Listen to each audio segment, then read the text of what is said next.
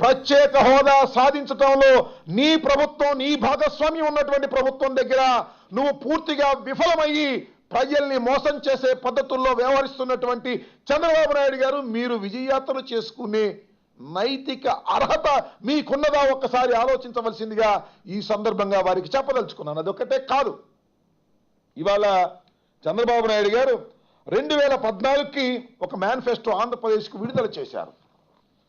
దీనిలో అనేకమైనటువంటి వాగ్దానాలు మీరు చేశారు. ఒక్క వాగ్దానం కూడా పరిపూర్ణంగా మీరు పూర్తి చేయలేకపోయినటువంటి విషయాన్ని ఒక్కసారి గుర్తు చేయదలుచుకున్నాను.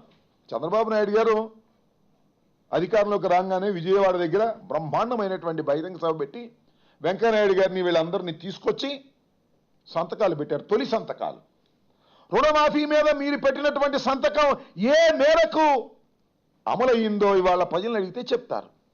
దానికి విజయయాత్రలు చేయాలంటే, అంటే రుణమాఫీ పొందనటువంటి రైతాంగం విలవిలమని ఏడుస్తుంటే రుణమాఫీ పొందకోకుండా ఉన్నటువంటి తెలుగుదేశం కార్యకర్తలు మాత్రం విజయయాత్ర చేసి ప్రజలందరినీ మభ్యపెట్టాలి, మోసం చేయాలనేటువంటి ఒక కుట్రపూరితమైన ప్రచారానికి మీరు శ్రీకారం చుట్టారు. ఇది సరైనటువంటి పద్ధతి కాదు.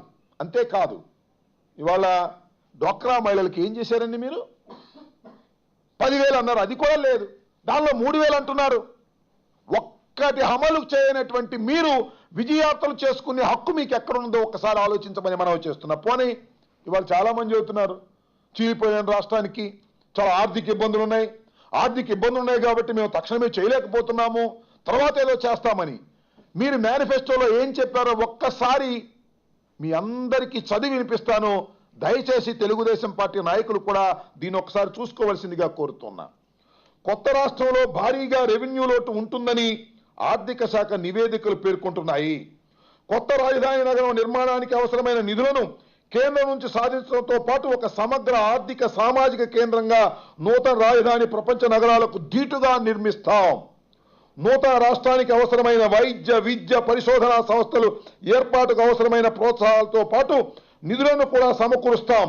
ముందు చూపు, నిధులు సేకరించగల సత్తా, బాధ్యతాయుతంగా పనిచేయగలిగిన నాయకత్వం, అంతర్జాతీయంగా పలుకుబడి పరిచయాలు కలిగిన వ్యక్తి నాయకుడుగా ఉన్నప్పుడే ఇవన్నీ సాధ్యమవుతాయి. ఈ మేనిఫెస్టోలో ప్రకటించిన వివిధ అంశాలను, హామీలకు కావలసిన ఆర్థిక పరమైన అన్ని అంశాలను పరిగణలోకి తీసుకున్నాం.